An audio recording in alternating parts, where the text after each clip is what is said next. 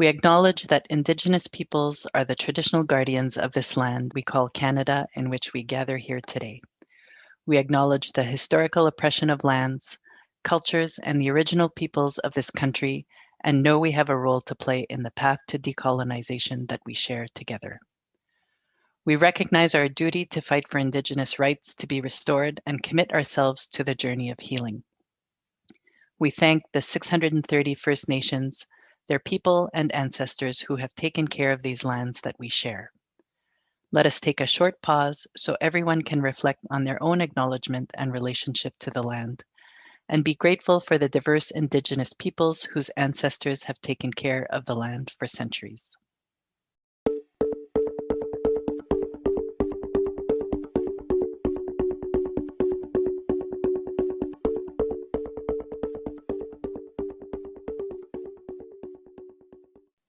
This is the RAIC podcast on architecture, and I'm this season's host, Mona Lemoine. This season is part of a series of activities and events leading into the 2021 Congress on Architecture and the development of a climate action plan. The RAIC 2021 Congress on Architecture will be held on October 4th, 2021, World Architecture Day, and will address climate action and architecture in Canada. In this episode, RAIC Congress on Architecture Steering Committee member Bianca Dahlman talks with Dr. Harriet Harris about the publication Architects After Architecture and the Climate Crisis Curriculum at the Pratt Institute School of Architecture. Bianca works for DFS Inc. Architecture and Design in the field of adaptive reuse and architectural conservation. She strives to preserve resources through honoring and celebrating existing structures.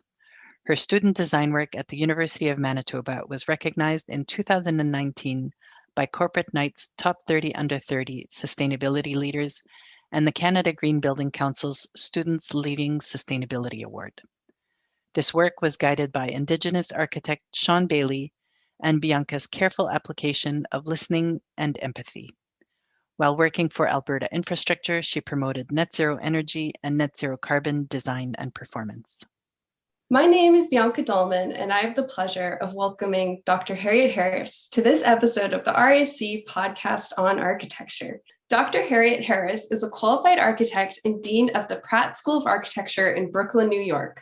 Her teaching, research, and writing focus upon pioneering new pedagogic models for design education as captured in radical pedagogies, architectural education, and the British tradition, and for widening participation in architecture to ensure it remains as diverse as the society it seeks to serve, a subject she interrogates in her book, A Gendered Profession. Additionally, Dr. Harriet is recognized as an advocate for diversity and inclusion within design education and was nominated by Design as a champion for women in architecture and design in 2019. Her latest book, Architects After Architecture, published in 2020, considers the multi-sector impact of an architectural qualification. Thank you for joining us today. Thank you, Bianca. It's a pleasure to be here. You are the steering committee chair for the upcoming ACSA Teachers Conference. For our listeners who may like to know, the ACSA is the Association of Collegiate Schools of Architecture. This year's conference theme is Curriculum for Climate Agency Design in Action. What can you share with us about the upcoming conference, Harriet? Well, first of all, there is a partnership with the European Association of Architectural Educators, the EAAE. And I think why it's important to mention that it's a partnership is what we're seeing in partnerships of this nature is a very strong collective will to respond to what is a very, very serious situation for all of us. So we know statistically that we are now just a few degrees away from the sixth mass extinction. And in most extinctions that what have happened previously, usually about 85% on average of species were extinguished. So there's an interesting challenge for us when we think existentially about whether or not we will still be here as one of the surviving species, never mind whether or not architects will still be here as surviving professionals. So what the conference wants to focus on is not a complacency where we talk about climate change. We talk about seasons changing, and that's a natural process. Instead, the conference is very much charging educators with the principal responsibility for taking action, which is why we explicitly describe this as an action-based conference. And it's really trying to understand, I think, that role construction industry plays in the current heating up of the planet. For example, we know that the construction industry is directly responsible for 40% of global carbon emissions. And of course, architects within all of this, whether knowingly or through ignorance, are doing very little to change this. We also know that climate change is a social issue. It's not just that you can create a segregation between climate heating and obviously, for example, local racism, because actually these things are profoundly embedded. We know that we ship our waste off to countries, poorer countries, who then have to deal with the toxicity of our overconsumption. We also know that it's our patterns of behaviour, our dependence on fossil fuels in the north for manufacturing, but also for transportation, that is heating up the temperature more directly and more dynamically in global south regions. So I think that what we have in a way in the Northern Hemisphere countries such as Canada and the US is not really an ability to see very directly the impact of the damage that we are doing. So from my perspective, as a dean who is responsible for a school that needs to set a very clear agenda about what its curriculum should be, one would normally look to a validation such as the National Association of American Architects, and actually look to, the National Architectural Accreditation Board, to set a mandate about how our curriculum should be more responsive. But worryingly, I think this has not really been happening. So it really falls upon us as educators to lead a conversation among ourselves collectively about what a climate responsive curriculum can look like. So when you talk about this action that's at the center of the conference theme, that action looks like addressing curriculum specifically. Yes, absolutely. Education is not just the reflector of practice, it's the director of practice. And if we want to see a future in which real change will occur in the way that we design and build and from what we build, in going forward, we actually need to, if you like, empower our students with climate literacy knowledge, which is something at the moment is not a prerequisite within our validated curriculums, and therefore we have a major shortfall. I think, if anything, we have learned through the international lockdown that was obviously brought forth as a consequence of, if you like, misappropriation of a living resource, in this case, the ways in which animals were used for food and kept in unsustainable conditions, and of course then our, if you like, our dependence on global travel. It was the perfect storm to create a deadly situation, and in a way the virus is to some extent a proxy for how other forms of degradation will, if you like, migrate around the world, that are again a consequence of our behaviors. So I think that what we need to understand is all of these things are interdependent. We can't operate as civically or socially responsible but be ignorant of the climate crisis, nor can we focus exclusively on specifying materials that we believe to be ethical, not understanding that somewhere potentially, if we're only understanding embodied energy to be limited to performance ratios relative to energy, what we're not understanding is a lot of the new products are bringing in supply chain slavery, or they're connected to supply chain slavery, or they have vast production value issues that are also environmentally damaging. And because we have this, we only really look at the problem in a very localized way and don't see the interdependencies across regions and across species, we continue, I think, to have a very narrow view of what that transformative curriculum could look like. And this is what this conference is really for. And I understand that the conference will be hosted this June, and it's a virtual event. That's right. Although we're going to have a face-to-face next year, the following summer, because we do think that by then, having been so starved of these interactions, and because we'll be doing so many climate initiatives in the school within the next 12 months and beyond with our partners across the city, Governor's Island, Alice Austin House are 2 examples. We want to welcome people to see all of our prototypical attempts within the school to really test models and if you like, fledgling pedagogies and curriculum that really speaks to this agenda. So yeah, we'll be returning a year from now for a reconnection. And when you talk about these fledgling models at school, does this refer to the models of curriculum being developed at Pratt? Yes, absolutely, 100%. We're very close at the moment, obviously, at the time of recording, to the anniversary of George Floyd's murder at the hands of the police. And what's so interesting about that Black Lives Matter movement, protests from last summer is it gave many deans, such as myself, who are profoundly committed to issues of social justice, a mandate to really push forward these issues onto the agenda within our schools, and to do things collectively as a faculty with students on board, where we really started to question the ways in which we had to address our shortfalls. And so I think, very strongly that's the plan.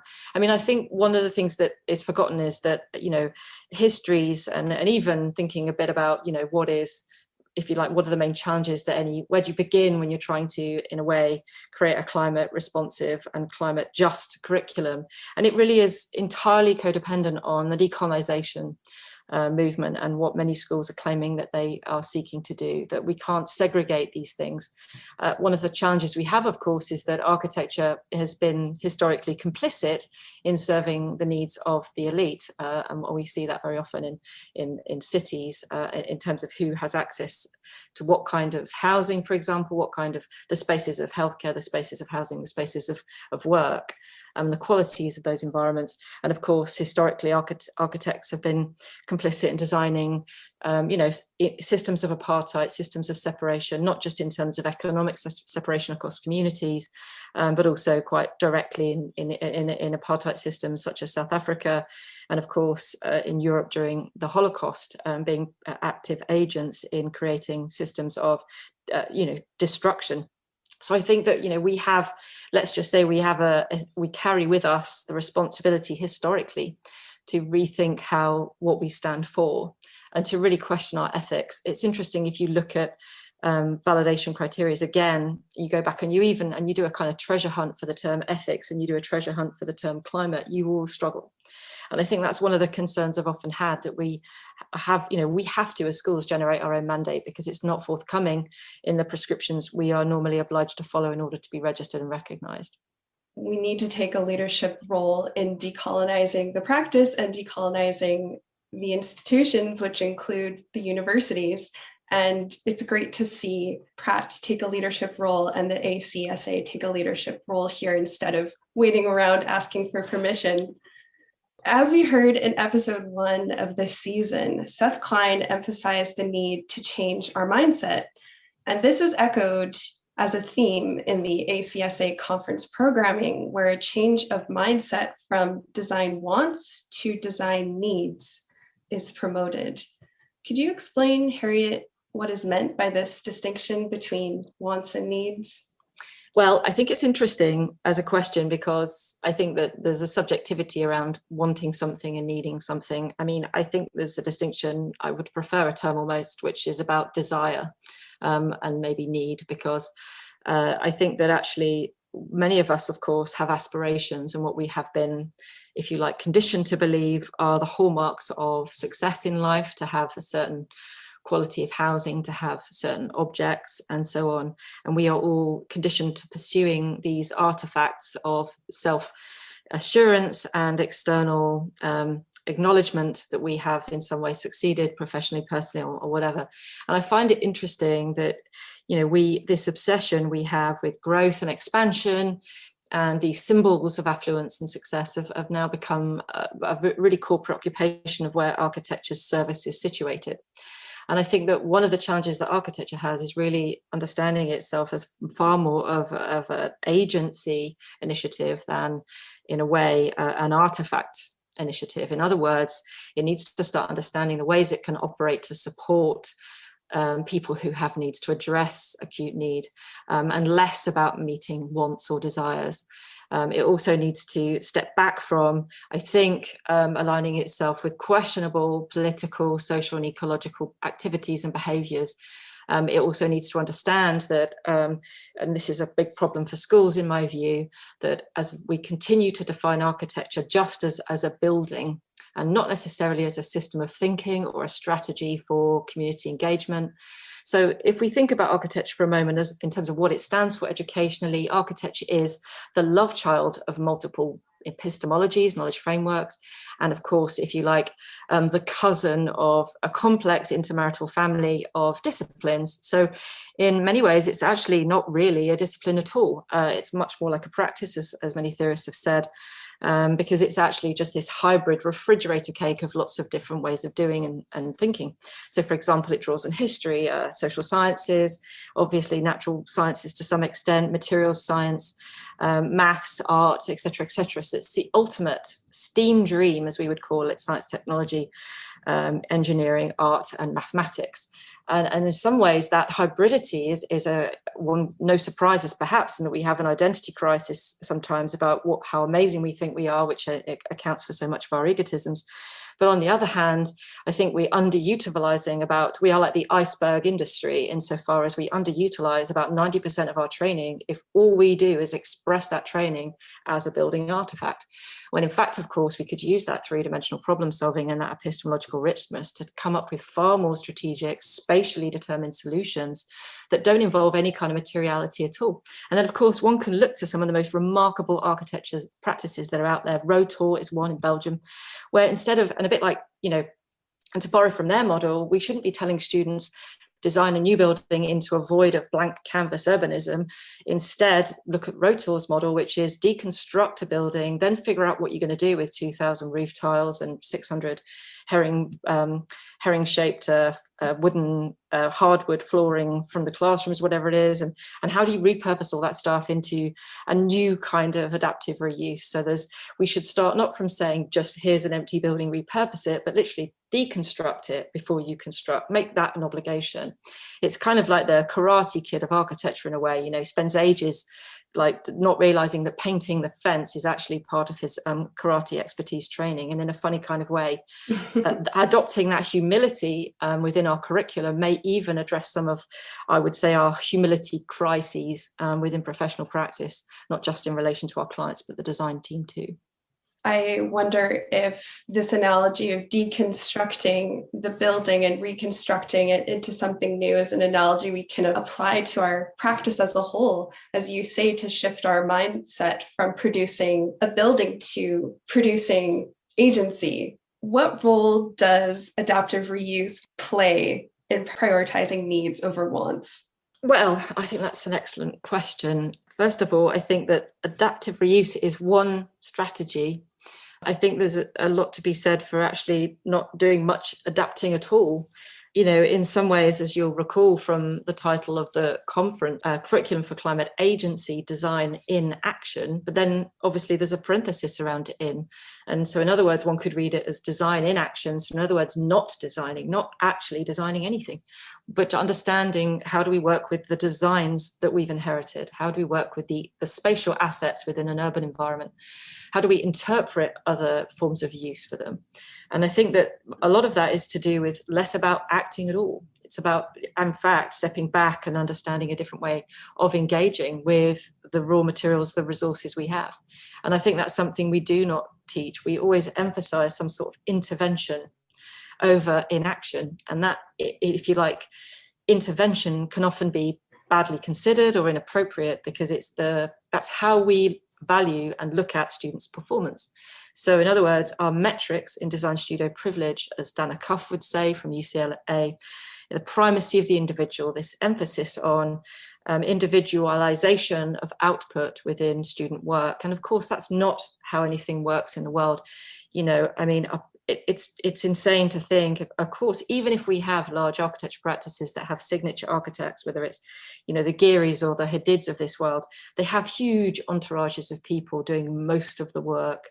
So it's often a myth to even assume and subscribe to notions of a star architect. It's a kind of fallacy, and that's entirely dependent on disproportionate and economically inequitable hierarchies that actually can often be quite toxic environments because they don't allow people the acknowledgement that they deserve for the work and the role that they contribute to any one project. So I think what we need to see more in education, but also application, and hopefully as a consequence of shifts in education, we'll see it in practice, far more horizontality. So how do we, and this is something we've been doing at Pratt, how do we bring in a more equitable space for thinking about how we co-create curriculum? How do we, in actually, rather than start thinking about redesigning the curriculum, but just giving everybody a role within it, just to start off with, right? So what we've done is empower students with their own lecture series, get their own budget. I would say that Pratt Futures, as it's known, because obviously the students are the future, is far more well attended than any of our lecture series. They seem to pick topics and pick speakers that engage audiences from all over the world. And one of the ones I went to recently, in the chat we asked, where's everybody from? And there were 54 countries represented. It was extremely moving, in fact, to see such a well-attended event, and also so many other young people from around the world who were engaged. I think that, this is the challenge, right? So I think that we have to kind of, before we adapt anything, there is a pre-question or a prerequisite maneuver, which is not a passivity. It's actually, I would suggest, more of a reflection and a more profound willingness to look carefully and also to listen to others, right? So how do we give others the platform and the recognition to shape something? And again, not only in this conference will we be doing that, having these kinds of conversations, but certainly within the school, we've been looking at Indigenous pedagogies and how that could shift the dynamic in our reviews. For example, we've been using talking sticks, which is an African tradition that allows only the person with the stick to speak. And we sit in circles. The models and drawings are on the floor in the middle. We're all cross-legged on the ground. And that way, having a conversation where everyone, professors and students, is equal opportunity to make a comment. There is, there's no kind of adversarial jury where it's literally terrified, sweating student, who hasn't showered in 3 days. Stood there in front of their work in what appears to be a hybrid of pajamas and clothing, having 10 people, shred their work or whatever they want to do. We don't do that kind of thing. That's not a model we're supporting. And we've still got some residual, if you like, habits like every other institution that need to shift. But, we are, the way to create the opportunity to a space to move into is imagine that space, right? So again, it comes back to this in action thing. Start by a speculation about what you want to be different. How do we move from that? Not to say it's bad, let's stop doing reviews, but it's like, what could a review be if it did not have that adversarial obligation? So I think, coming back to your point, I think that's really the way that we want to look at it as, of course, adaptive reuse is where all the energy and attention is, because it's conceptually comprehensible maybe, but it's also still action. It still comes with a monetary dimension, and obviously everyone gets paid, and there's ways in which it can still be economically generative. But I think one of my concerns is if that's always the obligation before we even, that there has to be some sort of financial kind of action taking place relative to our intentions, that we miss out on an opportunity to create a speculation space. And if education could be anything, it should be to offer this opportunity for this speculation and reflection and this kind of imagining of alternatives. That's the privilege of an education institution in some ways. We're not running proto practices. We do to some extent, but that's not the priority in education. It really needs to shift into something that's far more about the speculation space. And that's how we'll find the innovative impact that we can make on the industry. Yes, I think if industry is to become more healthy, we need to engage communities and give communities more agency and activism within design, whether that be designing nothing new or adaptively reusing or designing something completely new. If we expect practice to promote agency among the community, we need to first show students that they have agency in their architectural education. And I think these new models that are being practiced at Pratt are really exciting. And I'm wondering about the history of these models. Is this a long-standing tool, or is this something new and innovative? Actually, one of the things I'll say about Pratt is it's been a treasure trove since I arrived. I mean, who knew that there was so much going on that wasn't necessarily externalized, and that's something I've been working hard to do. But interestingly, Pratt was a very radical school in the 1960s. It had a lot of activism, a very, very powerful and creative Black students movement. On top of that, within my school specifically, we had the Graduate Centre for Planning and the Environment, which was incredibly connected to community issues, very, very strong.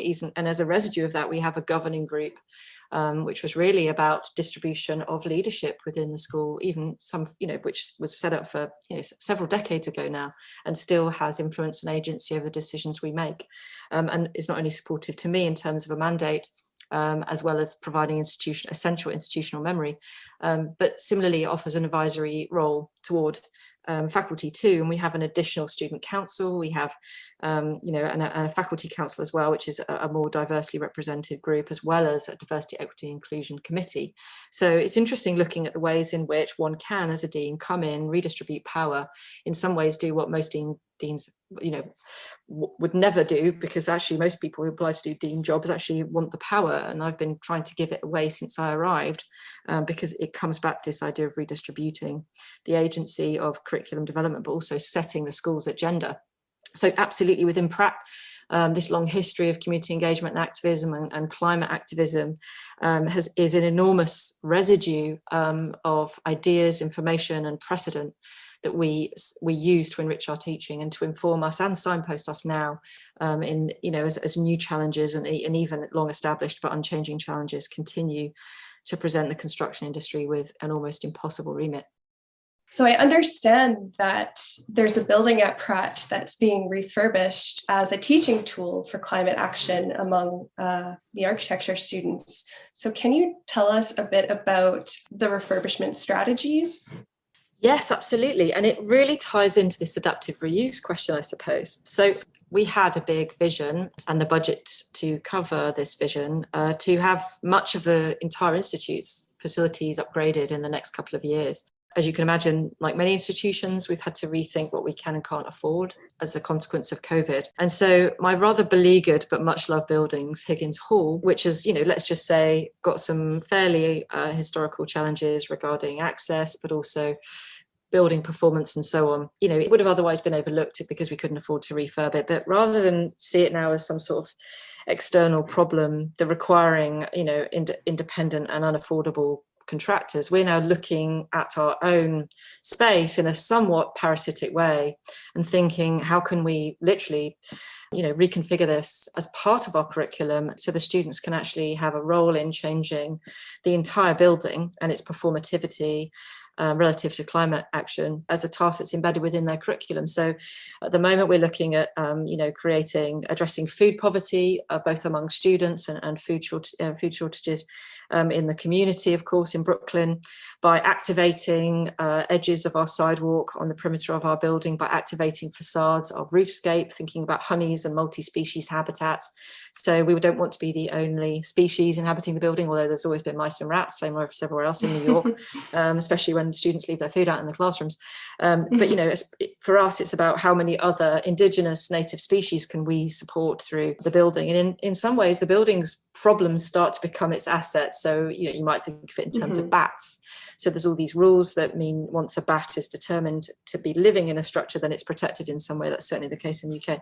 And of course, so they often find a way in, create egress through, if you like, declining mortar or whatever it is, or depatination, delamination of masonry or timber for that matter.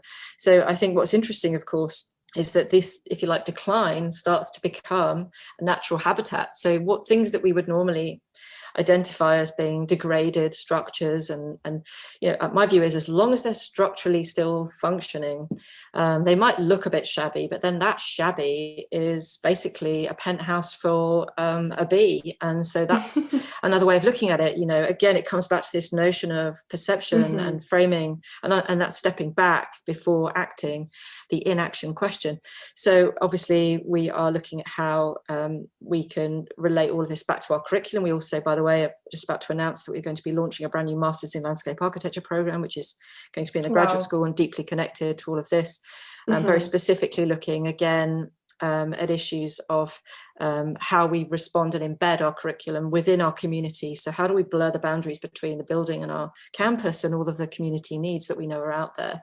But certainly that's the idea, that's the thinking, because at the moment, people talk about climate literacy, it's a huge buzzword or buzz phrase, but no one actually knows what on earth it means. There's no understanding about how practically, if I'm currently in architecture in practice, how I apply climate literacy. There is, and so we are positioning ourselves to be the school that defines it, and that's how we are orienting our curriculum. But we're doing it, as I mentioned before, in a way that does not segregate issues of social justice from climate crisis, understanding the two to be inextricably linked. And of course, as part of that, completely subscribe to notions of environmental racism, and how we can, through ecological action, address issues of racism and discrimination too. When you talk about this design in action, it makes me think of the recent recipients of the Pritzker Prize, Lecaton and Vassal. They were tasked with redesigning a public square in Bordeaux and told the client, nothing needs to be done here. You just need to put down some new gravel. And that was seen as radical. I'm personally inspired to see practices like Lecaton and Vassal receive the Pritzker Prize. And it makes me curious to know how many more practices are out there taking radical action like this. Do you know of any examples in New York or in London or elsewhere? What I love about what they're doing is this emphasis on never demolish. They're absolutely, as we've just said, it's this humility of approach. It's the fact that they will, they have a commitment to just understand, invest time in understanding what already exists. And that's really their role, to sort of work with what they have, not to somehow assume that or if you like, they're carrying as architects the role, their principal responsibilities to embellish and enhance. It's like, well, or is it just to enable? Is it about giving agency rather than, altering, which is where the adaptation dimension of adaptive reuse is problematic, because within that bandwidth, people can do vast and unnecessary alterations, which are just economically and environmentally not justifiable. So we have to be careful not to assume that adaptive reuse is all, kings and queens kind of thing. So coming back to Architects After Architecture, obviously there was certainly Rotor, which I mentioned earlier, the work that Robert Mull's doing, working with refugees. I mean, there's an absolute ton of references. I could waffle on and do a self-promo, but I'm comfortable with that kind of thing. But certainly the intention behind the book, of course, was to really underscore the ways in which, again, this point about if we still think that architecture is principally about buildings, we do not understand the real meaningful impact we can have in the world. That in the book, in many ways, is a directory of practices who are very much operating on the edge of, if not completely, extracted from the architecture industry, and are having far more impact using architectural skills than if they'd stayed within the architecture industry and done similar work. So, we've got people in there who are obviously doing work with refugees, as I mentioned, people who are working with the homeless, all these kind of really interesting initiatives. But what makes these projects so profound is their ability to be incredibly effective using architectural thinking without a single piece of brick, a single steel beam, a single mullion being moved or even detailed.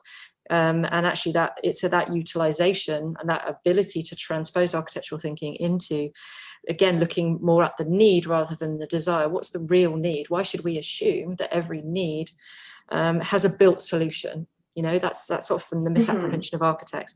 And instead it's that restraint and that ability to operate with humility and work with rather than above or beyond what it is we're presented with, that architects still need to learn. And again, that implicates curriculum pedagogy, because without that mandate, without that space to consider it, we're not going to be able to change much about the construction industry itself. Yes, I really like that you emphasize restraint and humility. I'm curious to know, what unique skills can architectural thinking bring to the challenges of climate and the inequity crisis? Yes, that's an excellent question. Well, certainly, if again, and this is potentially a bit of a repeat of my answer earlier, we have this interdisciplinary richness that other disciplines simply do not have. We certainly have the ability to solve problems in 3 dimensions, which again is another way, a more rarefied way of understanding challenges than thinking in a very linear and 2-dimensional, 1-dimensional way. I think that there is also the ability, because of this exposure, if you like, so many methodologies that come with the different disciplines to which we are exposed, to have a much more a kind of problem-driven appropriation or adaptation of which tools and which processes we want to use. So we might decide, oh, this is very much a problem where I'll draw from a methodology in social science, where I can and work with that particular method in order to find a solution, or actually something more artistic or creative or whatever it is. So I think those are some of the skills. I also think, though, because of this exposure to other disciplines and other ways of doing things, that there, in some ways, is that, I think a willingness and an ability to work effectively in an instinctively interdisciplinary way. So when there are other collaborators, we have at least some basic understanding of what those skill sets and those knowledge frameworks can bring to a particular problem. I also think that, I think for us, one thing I'll say that architecture education has been doing very successfully, certainly for the last 100 years, is to really understand its role in relation to social change. So as an illustration of this, certainly in the UK after the Second World War, and this was across all of Europe, in fact, but obviously my memory, not that I was alive, but my historical understanding is very much based on London as an exemplar. So in London, for example, and the whole of Europe, in fact, had understood that inequality, and that meant also spatial inequality. So, people living in poverty in slums and people living in affluent gated communities, inequity created unrest. And we know this, right? There's been books written about it, Spirit Level, et cetera, et cetera. So what that, of course, triggers, if you take social unrest to its, if you like, to the final conclusion, and that, of course, is some form of conflict, whether it's a revolution or a war.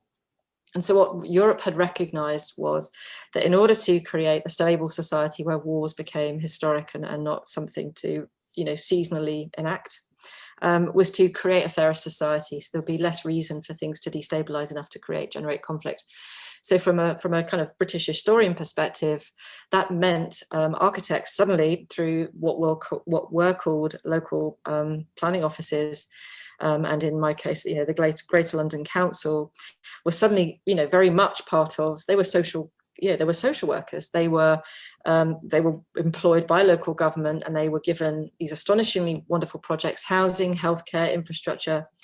And in a way, it's very much a kind of case study for the Green New Deal, and obviously Biden's $2 trillion pledge to address infrastructure crises across the US, which is exciting.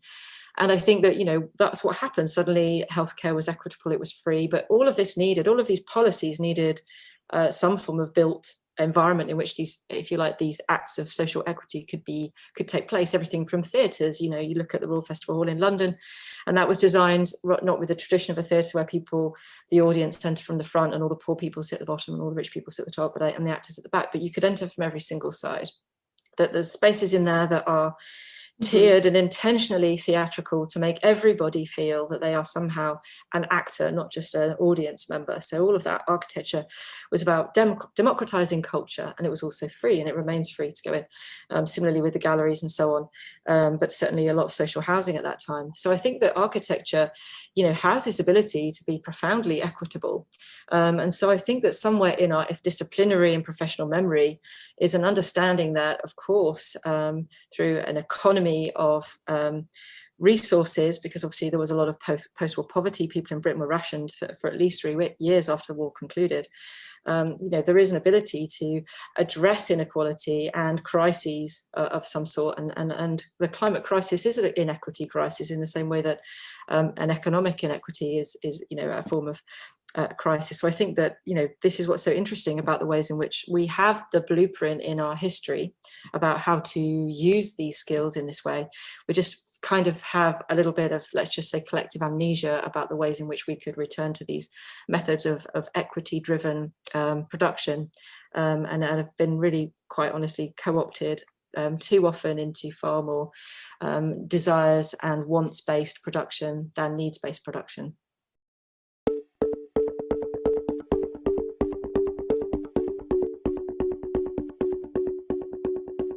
Thank you for joining us. That was an RAIC podcast on architecture episode featuring Dr. Harriet Harris and RAIC Congress on Architecture Steering Committee member Bianca Dahlman.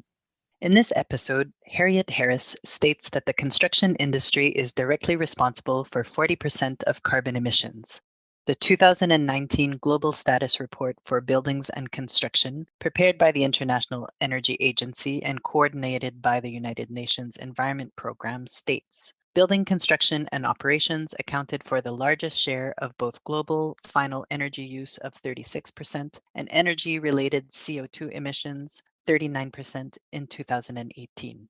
Harriet also mentions the term supply chain slavery.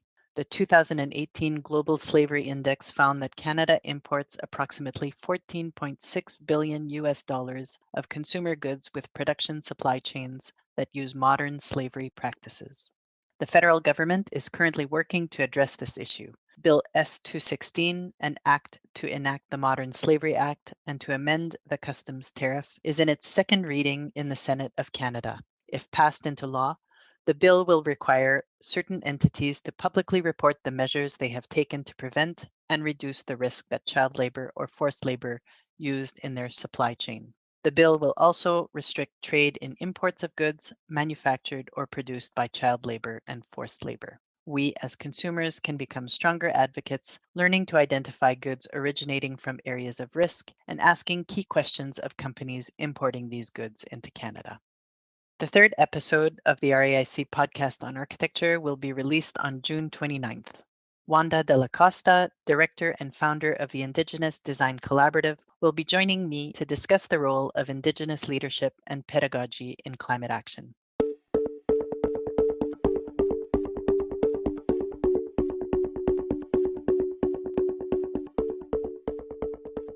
You can access the RAIC podcast on Architecture on the Go through your favorite podcast app. For more information on the RAIC Congress on Architecture and for future episodes, visit www.raic.org/Congress 2021.